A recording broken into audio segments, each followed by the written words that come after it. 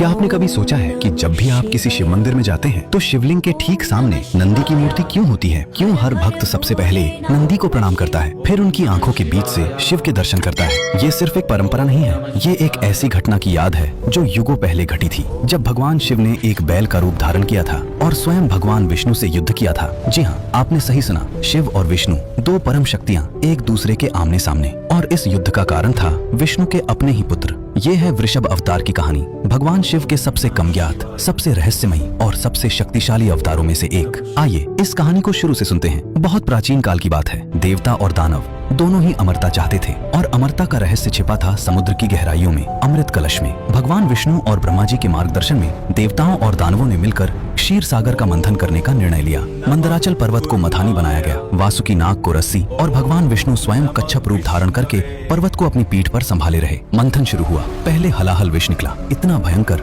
कि पूरी सृष्टि का विनाश हो सकता था। भगवान शिव ने उसे पी लिया और अपने कंठ में धारण कर लिया, जिससे उनका गला नीला पड़ गया और वे नीलकंठ कहलाए। फिर निकले 14 रत्न, लक्ष्मी, कामधेनु, ऐरावत हाथी, उच्चैश्रवा घोड़ा, कौस्तुभ मणि और अंत में अमृत कलश। लेकिन जैसे ही अमृत कलश प्रकट हुआ, देवता और दानव दोनों उसे छीनने के लिए टूट पड़े। दानवों ने बलपूर्वक कलश अपने कब्जे में ले लिया और भागने लगे। तब भगवान विष्णु ने कुछ ऐसा किया जो किसी ने सोचा भी नहीं था। भगवान विष्णु जानते थे कि दानवों को रोकने के लिए युद्ध काम नहीं आएगा। उन्होंने अपनी माया से कुछ अत्यंत रूपवान अप्सराओं का सृजन किया। ये अप्सराएं भगवान शिव की भक्त थीं और उनका काम था दानवों का ध्यान भटकाना। जब दानवों ने इन मनमोहक अप्सराओं को देखा तो वे अमृत कलश भूलकर उनके पीछे भागने लगे। इस बीच भगवान विष्णु ने मोहिनी रूप धारण किया और चालाकी से देवताओं को अमृत पिला दिया। दानवों को केवल छलावा मिला। जब दानवों को इस छल का पता चला तो वे अत्यंत क्रोधित हो गए। उन्होंने उन अप्सराओं को बलपूर्वक पकड़ लिया और पाताल लोक की अंधेरी गुफाओं में बंदी बना लिया।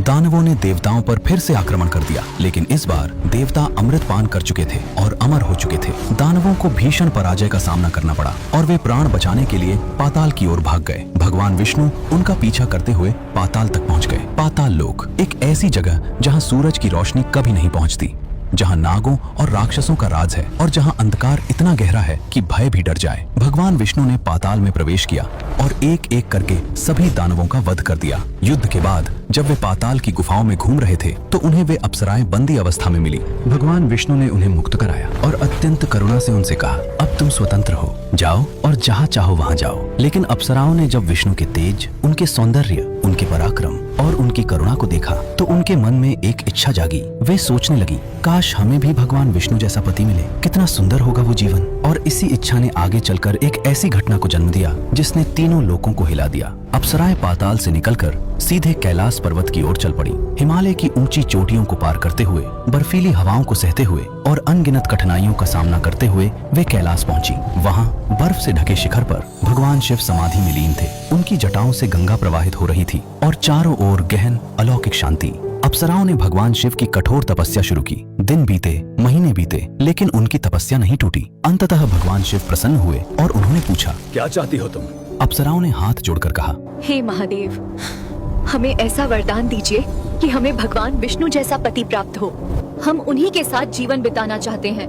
भगवान शिव ने एक क्षण के लिए रुककर सोचा। वे जानते थे कि यह वरदान भविष्य में समस्या उत्पन्न कर सकता है, लेकिन भक्तों की प्रार्थना को अस्वीकार करना उनका स्वभाव नहीं था। उन्होंने कहा, तथास्तु, और इस एक शब्द ने पूरी सृष्टि की दिशा बदल दी। भगवान शिव ने अपनी योग माया से एक ऐसी व्यवस्था की कि भगवान विष्णु पाताल में ही रुक गए। ये कोई साधारण माया नहीं थी, यह इतनी शक्तिशाली थी कि स्वयं पालनहार भी इसमें फंस गए। भगवान विष्णु को अचानक कुछ भी याद नहीं रहा। न उन्हें अपना वास्तविक स्वरूप याद रहा, न अपना कर्तव्य, न अपना विष्णु लोक, न अपनी पत्नी लक्ष्मी, न देवताओं की जिम्मेदारी। वे बस एक साधारण व्यक्ति की तरह पाताल में उन अप्सराओं के साथ गृहस्थ जीवन जीने लगे। देवता चिंतित थे, भगवान विष्णु कहाँ गायब हो गए? उन्हें खोजना होगा।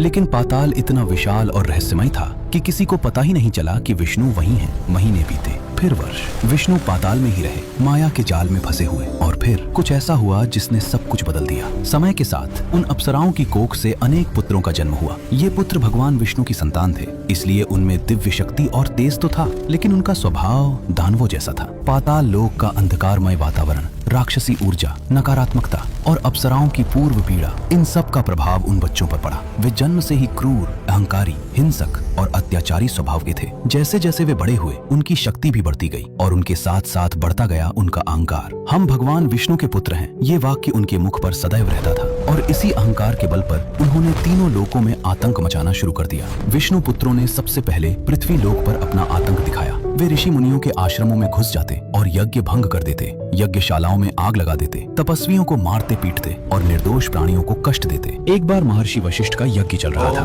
पूरा आश्रम शांत था, वेद मंत्रों की ध्वनि गूंज रही थी और यज्ञ की पवित्र अग्नि जल रही थी। तभी अचानक विष्णु पुत्र वहां आ धमके। उन्होंने यज्ञ कुंड में पत्थर फेंके, ऋषियों को धक्के दिए और महर्षि वशिष्ठ से कहा, तुम्हारी हिम्मत कैसे हुई हमारे सामने यज्ञ करने की? क्या तुम नहीं जानते कि हम भगवान विष्णु के पुत्र हैं?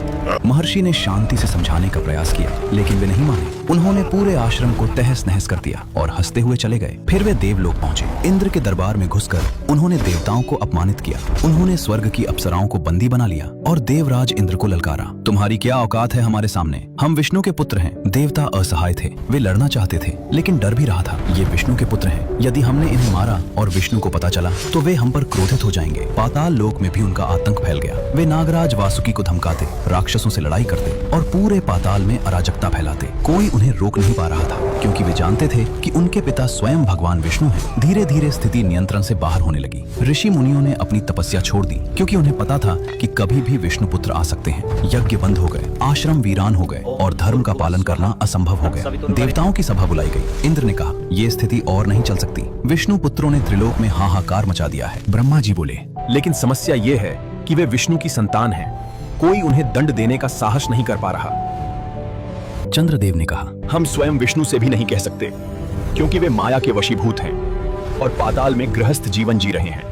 लंबी चर्चा के बाद सभी एक निर्णय पर पहुंचे। हमें भगवान शिव की शरण में जाना होगा। सभी देवता, ऋषि मुनि, गंधर्व, यक्ष सब मिलकर कैलाश की ओर चल पड़े। ये कोई साधारण यात्रा नहीं थी, ये एक याचना थी, एक अंतिम आशा थी, एक प्रार्थना थी कि शायद महादेव इस समस्या का समाधान निकाल सकें। कैलाश पर पहुंचकर सभी ने भगवान शिव के सामने प्रणाम किया। शिव ध्यान में लीन थे। कुछ देर बाद उन्होंने आंखें खोली और पूछा, क्या समस्या है? इंद्र ने आगे बढ़कर कहा, हे महादेव, त्रिलोक में अब धर्म का कोई स्थान नहीं रहा। विष्णु पुत्र अपनी दानवीय प्रवृत्ति से सभी को कष्ट दे रहे हैं। हम पूरी तरह असहाय हैं। ब्रह्मा जी ने कहा, हे शंकर, यदि यह स्थिति यूं ही रही तो सृष्टि का संतुलन ही नष्ट हो जाएगा। आप ही इसका समाधान कर सकते हैं। भगवान शिव ने सबकी बात ध्यान से सुनी। उनके नेत्र आधे खुले थे, चेहरे पर कोई भाव नहीं, लेकिन भीतर वे सब कुछ समझ रहे थे। फिर उन्होंने धीरे से कहा, जब धर्म खतरे में हो, जब अधर्म सिर उठाने लगे तो उसे रोकना आवश्यक है, चाहे वो अधर्म किसी के भी वंश से क्यों ना आए। मैं इस समस्या का समाधान करूंगा। देवताओं ने राहत की सांस ली। भगवान शिव ने अपनी आंखें बंद की। कैलाश पर गहन शांति छा गई, जैसे समय थम गया। धीरे धीरे भगवान शिव के शरीर से एक तेज निकलने लगा, पहले धीमा, फिर तेज और फिर इतना चमकीला कि देवताओं को आंखें बंद करनी पड़ी। वो तेज एक आकार लेने लगा और फिर प्रकट हुआ एक विशाल, भव्य, तेजोमय नीले रंग का बैल। ये कोई साधारण बैल नहीं था। इसका आकार इतना विशाल था कि पर्वत भी छोटे लगने लगे। सींग मजबूत और नुकीले, जिनसे दिव्य प्रकाश निकल रहा था। आंखों में शांत लेकिन तेजस्वी अग्नि, जैसे संपूर्ण ब्रह्मांड का ज्ञान उनमें समाया हो। और खुर ऐसे कि जिनके एक प्रहार से पृथ्वी हिल जाए। देवता विस्मित खड़े रह गए। नंदी ने भी अपने स्वामी के इस दिव्य रूप को देखकर आदर से सिर झुकाया। भगवान शिव ने वृषभ रूप में एक बार कैलाश को निहारा, फिर धीरे धीरे पाताल की ओर बढ़ने लगे। वृषभ की चाल धीमी थी, लेकिन हर कदम पर पृथ्वी थोड़ी कांपती। हर खुर की आवाज एक गूंज उत्पन्न करती जो तीनों लोकों में सुनाई देती थी। जिस मार्ग से वृषभ गुजरे, वहाँ का वातावरण बदल गया। जहाँ पहले भय था, वहाँ शांति आ गई। जहाँ अशांति थी, वहाँ स्थिरता का संचार हुआ। ऋषि मुनि दूर से उन्हें देखते और समझ जाते कि ये कोई साधारण प्राणी नहीं, स्वयं महाकाल हैं। वृषभ पाताल के प्रवेश द्वार पर पहुंचे। वहाँ घना अंधकार था, नागों की फुफकारें सुनाई दे रही थी और हवा में एक अजीब सी दुर्गंध थी। लेकिन वृषभ बिना रुके आगे बढ़ते रहे। पाताल के भीतरी भाग में विष्णु पुत्र अपनी सभा में बैठे हुए थे। वे शराब पी रहे थे, हंस रहे थे और अपने अत्याचारों की कहानियां एक दूसरे को सुना रहे थे। तभी अचानक सभा के बाहर से एक तेज प्रकाश आने लगा। सभी ने बाहर देखा, एक विशाल नीला बैल खड़ा था। एक विष्णु पुत्र उठकर बाहर आया और जोर से हंसते हुए बोला, आज देवताओं ने एक जानवर भेज दिया हमारे सामने। क्या यही उनकी ताकत है? वृषभ ने कोई उत्तर नहीं दिया। वे बस खड़े रहे, मौन, शांत, अडिग। दूसरा पुत्र चिल्लाया, अरे ये बोलता क्यों नहीं? तीसरे ने धमकी दी। भाग जा यहाँ से, नहीं तो अभी तुझे मार डालेंगे। लेकिन वृषभ अभी भी मौन थे। ये मौन, ये स्थिरता, ये शांति, यही थी उनकी सबसे बड़ी शक्ति। जब विष्णु पुत्रों ने देखा कि ये बैल हिल नहीं रहा तो उन्हें गुस्सा आ गया। इसे सबक सिखाना होगा। एक ने अग्निबाण चलाया, दूसरे ने वज्र, तीसरे ने त्रिशूल, चौथे ने गदा। सभी अस्त्र शस्त्र वृषभ की ओर बढ़े, लेकिन जब धुआं छटा तो वृषभ अपनी जगह पर खड़े थे, बिल्कुल वैसे ही जैसे पहले थे, न घायल न परेशान, बस शांत। विष्णु पुत्र हैरान रह गए। ये कैसा जानवर है? हमारे अस्त्रों का इस पर कोई असर नहीं। अब उन्होंने अपनी माया शक्ति का प्रयोग किया। उन्होंने चारों ओर भयानक राक्षसी आकृतियां उत्पन्न की, आकाश में अग्नि बरसाई, धरती पर भूकंप लाया, पूरा पाताल कांप उठा। लेकिन वृषभ फिर भी स्थिर रहे और धीरे धीरे उनके तेज के सामने सभी माया जाल पिघलने लगे। अब समय आ गया था कि वृषभ अपनी शक्ति दिखाए। वृषभ ने धीरे से अपना एक अग्र खुर उठाया और फिर वृषभ ने पूरे बल से अपना खुर पाताल की धरती पर पटक दिया। जैसे ही खुर ने धरती को छुआ, एक भयंकर गर्जना हुई, पूरा पाताल हिल गया, दीवारें कांपने लगीं, छत से पत्थर गिरने लगे और चारों दिशाओं में धर्म की तेजस्वी लहरें फैल गईं। विष्णु पुत्रों के हाथों से अस्त्र शस्त्र गिर पड़े, उनकी माया शक्ति समाप्त हो गई। वे भयभीत होकर पीछे हटने लगे। अब वृषभ आगे बढ़े। पहले पुत्र को उन्होंने अपने सींगों से उठाकर दूर फेंक दिया, दूसरे को खुरों से कुचल दिया, तीसरे ने भागने का प्रयास किया, लेकिन वृषभ की गति इतनी तेज थी कि वो भाग नहीं सका। एक एक करके सभी विष्णु पुत्रों का संहार हो गया। ये केवल शारीरिक नाश नहीं था, ये उनके अहंकार, क्रूरता और अधर्म का विनाश था। पाताल में फिर से शांति छा गई। जब अप्सराओं ने देखा कि उनके सभी पुत्र मारे जा चुके हैं तो वे रोने लगीं। वे दौड़ती हुई भगवान विष्णु के पास पहुंची। प्रभु, किसी ने हमारे सभी पुत्रों को मार डाला। भगवान विष्णु, जो अभी भी माया के प्रभाव में थे, ये सुनकर अत्यंत क्रोधित हो गए। उनकी आंखें लाल हो गईं, शरीर से तेज निकलने लगा और उन्होंने गर्जना की। कौन है वो दुष्ट जिसने मेरे वंश का नाश किया? मैं उसे अभी दंड दूंगा। उन्होंने अपने सभी दिव्य अस्त्र शस्त्र उठाए, सुदर्शन चक्र, कौमोदकी गदा, शार्ंग धनुष, नंदक तलवार, और वे उस स्थान की ओर चल पड़े जहां वृषभ खड़े थे। भगवान विष्णु जब वहां पहुंचे तो उन्होंने देखा उनके सभी पुत्रों के शरीर जमीन पर पड़े हैं और सामने खड़ा है एक विशाल नीला बैल। विष्णु ने क्रोध से कहा, तूने मेरे पुत्रों को मारा है, अब तेरा अंत निश्चित है। उन्होंने अपना सुदर्शन चक्र छोड़ा। चक्र तेजी से घूमता हुआ वृषभ की ओर बढ़ा, लेकिन जैसे ही वह वृषभ के पास पहुंचा, उसकी गति धीमी पड़ गई और वो वापस विष्णु के पास लौट आया। विष्णु हैरान रह गए। उन्होंने धनुष चढ़ाया और अनेक बाण छोड़े, लेकिन सभी बाण वृषभ के शरीर से टकराकर टूट गए। विष्णु ने गदा से प्रहार किया, तलवार से वार किया, लेकिन कुछ भी काम नहीं आया। वृषभ अचल खड़े रहे। ये युद्ध कई दिनों तक चलता रहा। तीनों लोकों में हलचल मच गई। देवता चिंतित थे। ये क्या हो रहा है? विष्णु और वो बैल दोनों ही अपार शक्तिशाली हैं। जब युद्ध अत्यंत विकराल हो गया, तब अप्सराओं को अचानक एहसास हुआ, ये सब हमारी गलती है।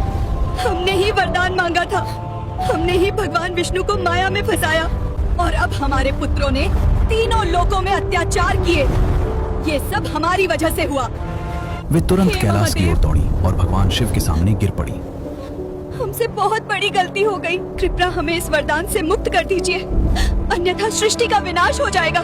भगवान शिव ने उनकी प्रार्थना स्वीकार की। तथास्तु, तुम्हारा वरदान समाप्त होता है। जैसे ही वरदान समाप्त हुआ, भगवान विष्णु पर से माया का आवरण हट गया। उन्हें अचानक सब कुछ याद आ गया। वे कौन है, उनका कर्तव्य क्या है, उनके पुत्रों ने क्या अत्याचार किए थे, और सबसे महत्वपूर्ण, सामने खड़ा वृषभ कौन है। उन्होंने अपनी दिव्य दृष्टि से देखा, ये कोई साधारण बैल नहीं, ये स्वयं भगवान शिव का अवतार है। विष्णु के हाथ से अस्त्र शस्त्र गिर पड़े। वे तुरंत वृषभ के समक्ष नतमस्तक हो गए। हे महादेव, मैं माया के वशीभूत था। मुझे अपने पुत्रों के अत्याचारों का ज्ञान नहीं था। आपने धर्म की रक्षा की और मुझे भी माया से मुक्त किया। मैं आपका सदैव ऋणी रहूंगा। वृषभ रूप से भगवान शिव ने अपने मूल स्वरूप में प्रकट होकर कहा, हे नारायण, ये आपकी परीक्षा नहीं थी, ये धर्म और अधर्म के बीच का संघर्ष था। जब अधर्म वंश और संबंधों का सहारा लेकर फैलता है तो उसे रोकना ही सच्चा धर्म है। संबंधों से ऊपर धर्म है। दोनों ने एक दूसरे का आलिंगन किया। तीनों लोकों में शांति की लहर दौड़ गई। ऋषि मुनि फिर से अपनी तपस्या में लग गए। यज्ञ पुनः शुरू हो गए। देवता राहत की सांस ली। भगवान शिव ने भगवान विष्णु को एक नया